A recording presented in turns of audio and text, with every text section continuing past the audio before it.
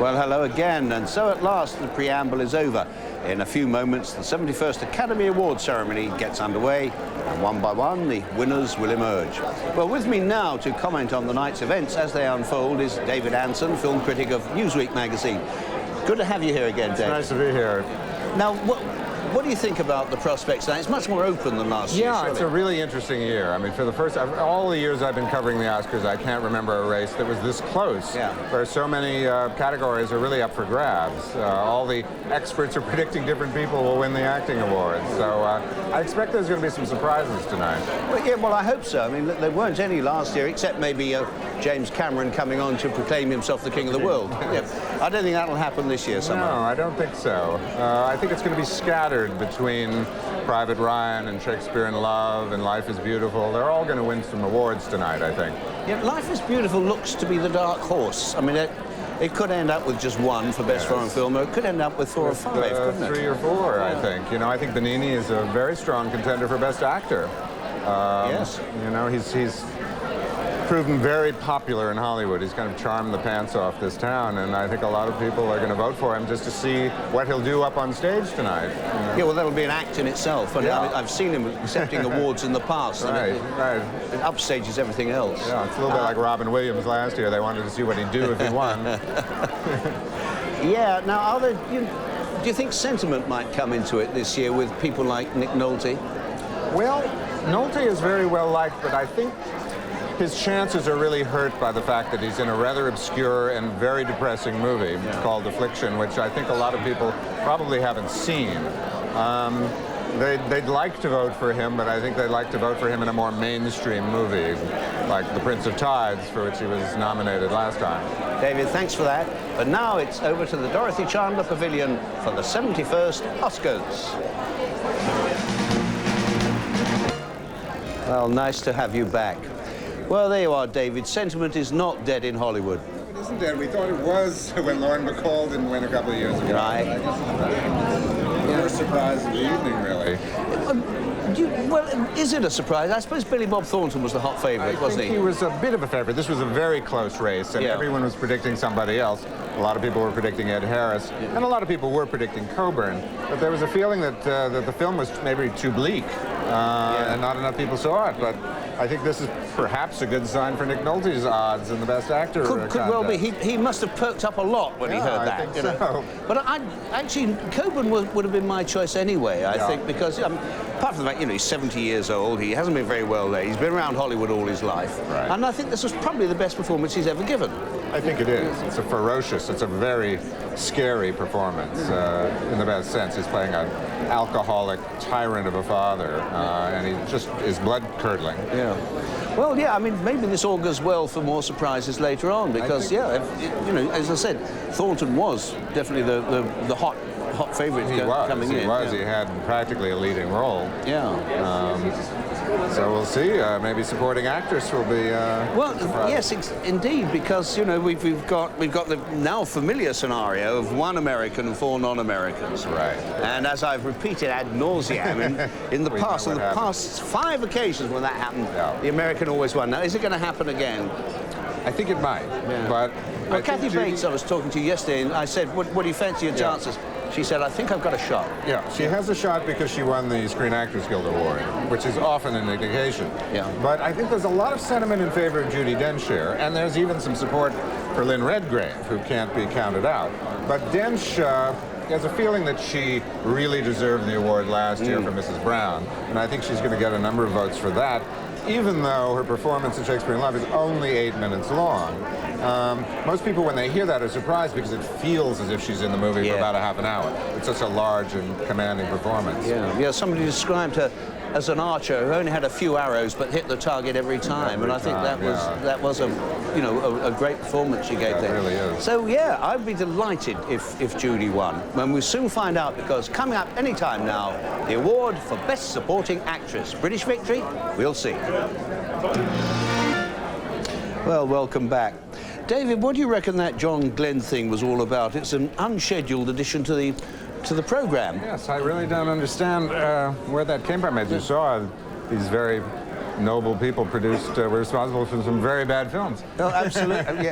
Right on. But you know, if they wanted some kind of ad hoc tribute, something to Stanley Kubrick would have made more sense. You would have thought, yes. Because Kubrick, it seems to me, had more to do with Hollywood than John Glenn. Yeah, quite a bit. Right. Otherwise, how do you think things are going so far? Well, it's been an interesting evening. I mean, is it shaping up as the duel everyone expected between Private Ryan and Shakespeare in Love? Each of them has won 2. There have been some, mild surprises. I guess the American theory didn't hold up this time. No, it didn't. No, but they're still leading 5-1, the Americans. Yes. 6 times it's happened. The Americans won 5 times. That must hold out hope, too. Judi Dench's winning must hold out hope for Gwyneth Paltrow. Yes, I would think so. I think Paltrow has a very good chance of winning. It's obviously, these 2 pictures are going to fight their way all the way through the night. Yeah. And we'll see who comes out on top. Well, thank God it's 2 pictures and not just one. Right. As we had last year. Evening. Yeah. Now, what about Whoopi Goldberg as the host? I think she's doing a hell of a good job. She's doing a very good job, actually. I mean, I imagine that a lot of the jokes are perhaps a little bit too inside to translate outside of Hollywood, but certainly here in this town, she's going over very well. Well, indeed, yes. I mean, she's getting great applause there. So now we've got the foreign film coming up, which the best foreign film, Roberto Benigni, of course. Yes. People may not understand it's a little bit different how that works. Not everybody votes on Best Foreign Film the way they do on the other categories. A really small group of people is voting here, so surprises could happen. And obviously Benigni is the big favorite, but Central Station is the Brazilian film is also very well liked. Yes. If there's going to be a huge upset, that would be the one to beat it. I wouldn't think it was a huge upset because I think in its own way, Central Station is as good as Life is Beautiful. Oh, absolutely, yes. I think perhaps better. But I mean, Benigni has taken this town by storm, hasn't he? And everybody's talking about it. Yeah. And the rumor going around is that they'll give him something just because he gives such a great acceptance speech. Right. And so hilariously funny. Yeah. A rotten reason to give anybody a prize, of course. But it is. But he's kind of the flavor of the month in Hollywood right now. They can't get enough of him. But how many awards do you think he's likely to win? Well, I think he's about to win Best Foreign Film. I think he's got a very good chance of winning Best Actor. And I think the movie has also a good chance of winning Best Score, Best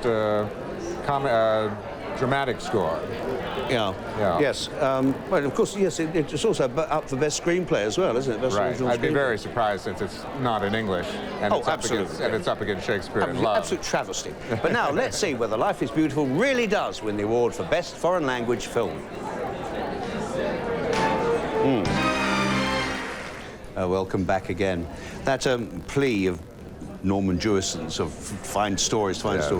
Always gets a huge response and always falls on deaf ears. Yes, but you can see it struck a real emotional chord with this crowd, because Hollywood it's run by the numbers crunchers, and they're all out of business school and they know nothing about movies.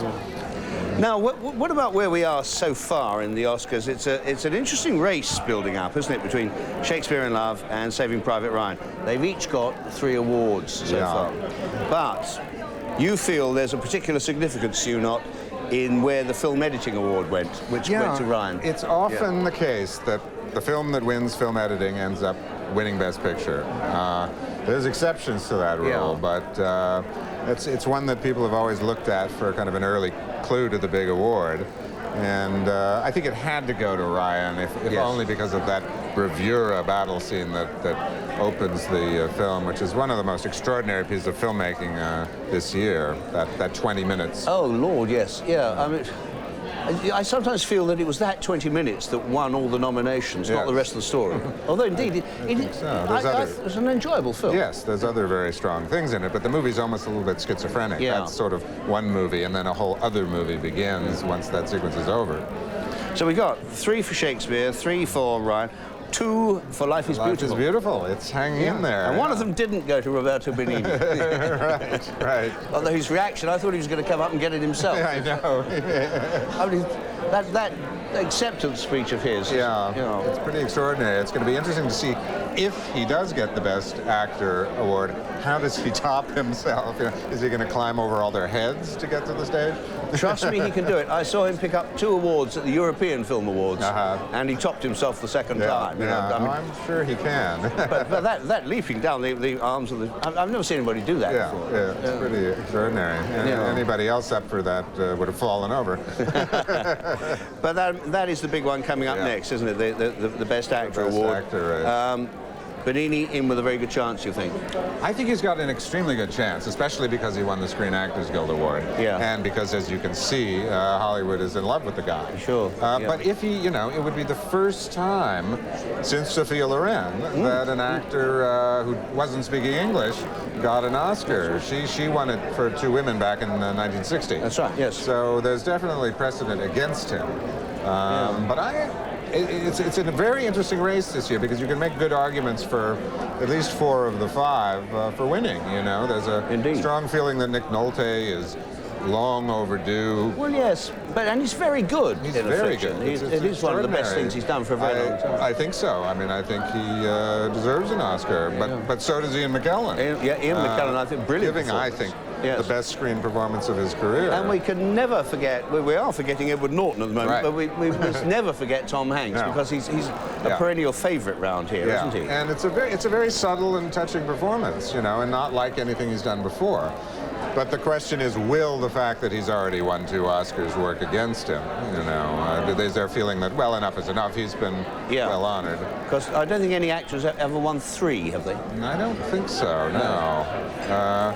It's going to be a very fascinating, it's going to be a very close race. Well, it is, and we're coming up next, the Best Actor Award. A big moment, or maybe not, for Ian McKellen. Well, let's all keep our fingers crossed and hope so. Hello again. Now, that was very interesting, that Kazan bit, wasn't it? Absolutely. Yes, I haven't seen anything quite like that at the Academy. No. There were a lot of people that were not standing up. Yeah. Well, just to recap, and for the benefit of those who don't understand what it's about, but there has been this great big protest because Kazan testified for the House Un-American Activities Committee. Yes. What was interesting was the way Nolte and Spielberg didn't seem to stand up. Yes, I thought the Spielberg's sitting was quite fascinating. Yeah. Very pointed pointed protest, there. Really. Yes, indeed. I mean, you can see that Hollywood is kind of split right down the middle on this issue. Yes. Well, I mean, is it just a matter of the right wing against the left wing, or is it people saying, "Oh, let bygones be bygones," and this is the very old man? I don't think it really is as simple as the right wing against the left wing, because there are people, liberals such as Gregory Peck, who was on the Board of Governors, who approved it, and he's always been sort of more to the left.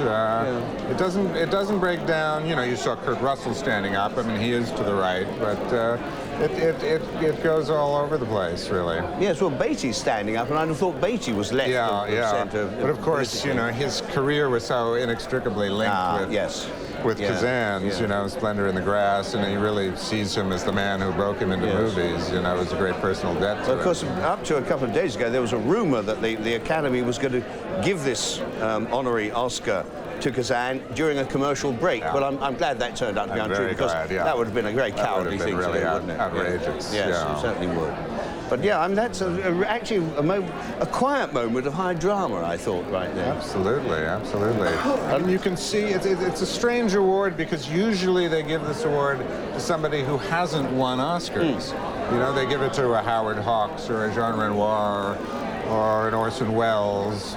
But in fact, Kazan won 2 Oscars for Best Directing. Yes, he most certainly did. So it seemed as if they were saying more, that it was a symbolic statement and a political statement. Yeah, at the same time, yeah. But I mean, against that, hardly a dramatic moment of low comedy, Benigni winning the Best Actor. Yes. I mean, I hope people will forgive me, but I don't want him to win anything else tonight. I think twice on with that act is enough. Yeah, I've seen enough of it. I quite agree. I mean, Benigni is a very charming comedian, but he was up against some awfully wonderful performances Yes, he that I was. think really deserved it more than his. But Yeah. it felt like a popularity contest this year, that category. And you can see they just Well, they just love to see him, what don't he'll they? do. I mean, they clearly adore him. All his peers adore him as well. Yeah. But at the moment, what is happening? It seems I've been trying to keep a record here. We've got 3 awards for Shakespeare in Love. We've got 3 awards for Private Ryan, and 3 awards for Life is Beautiful. Which is, in a sense, is very good, isn't it? It is good.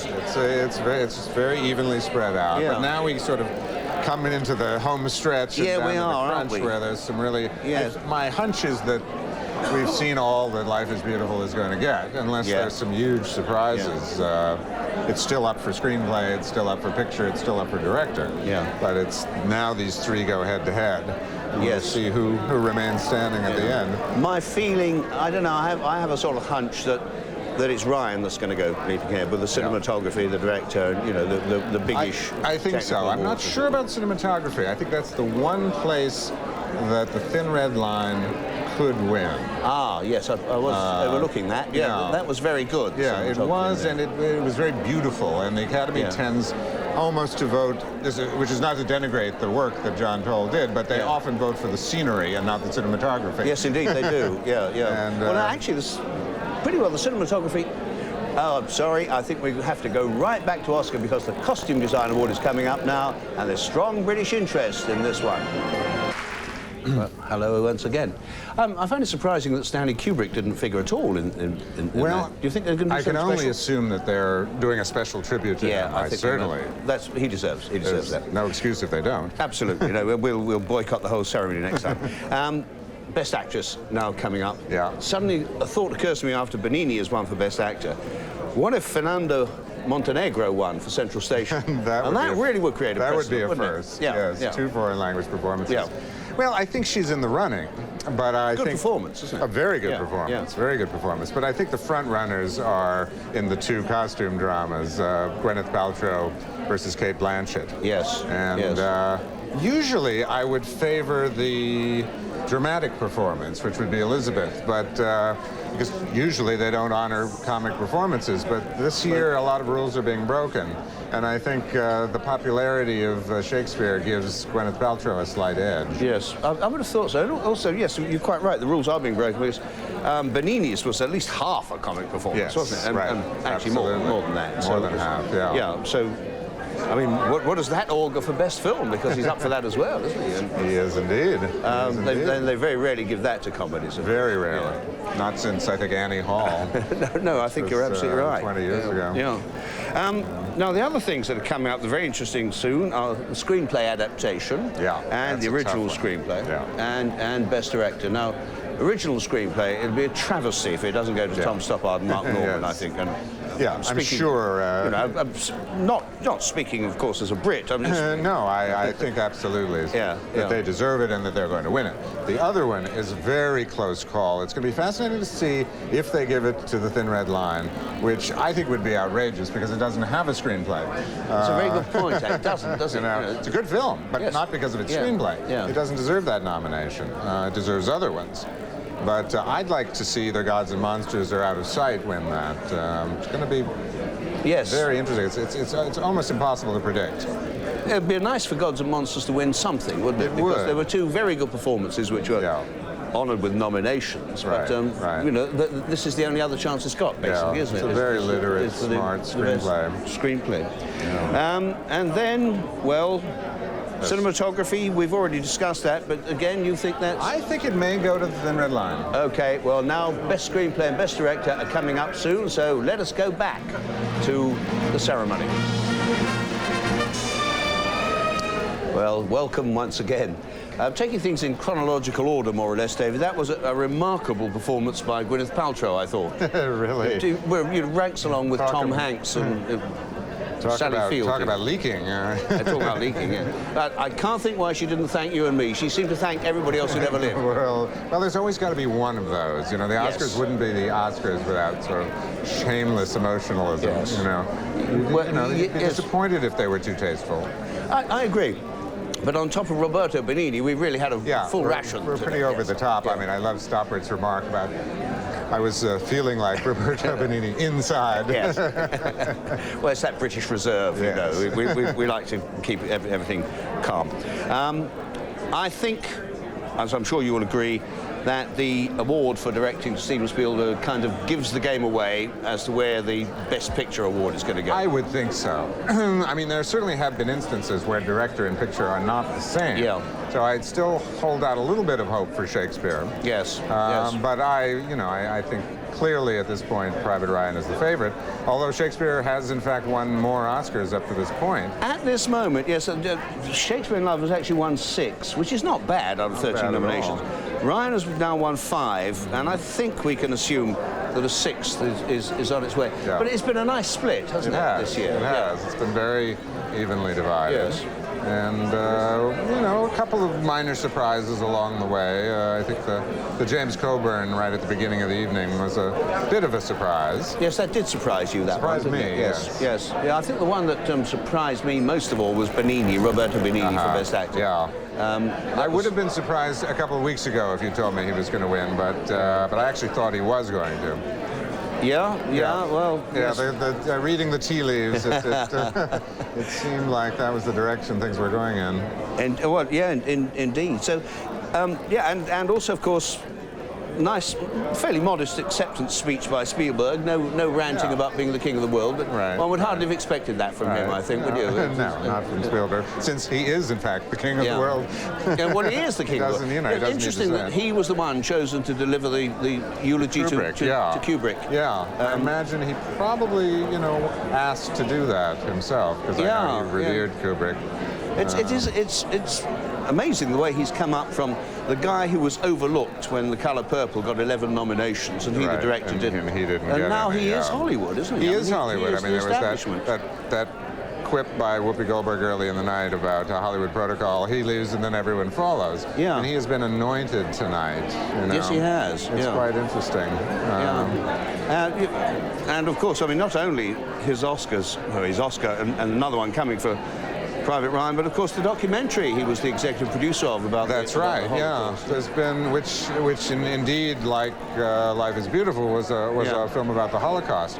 And a very strong one, in fact. Yes. It's about these Hungarian survivors at the end of the war, and to my mind, much more powerful than Life is Beautiful. And because it's the truth. Yes, yes. So, briefly, how would you sum up the evening? Well, it's sort of like the opposite of last year, which was a landslide. And I think it's very balanced and reasonable, smart choices. Right, and that, thank you, pretty nearly wraps things up. Only the big one, the Best Picture, remains to be named, and I'm pretty sure that is going to be Private Ryan. So with many thanks to David Ansen, from me here in Beverly Hills on the 71st Oscar night, with the new Big Picture coming up, goodbye.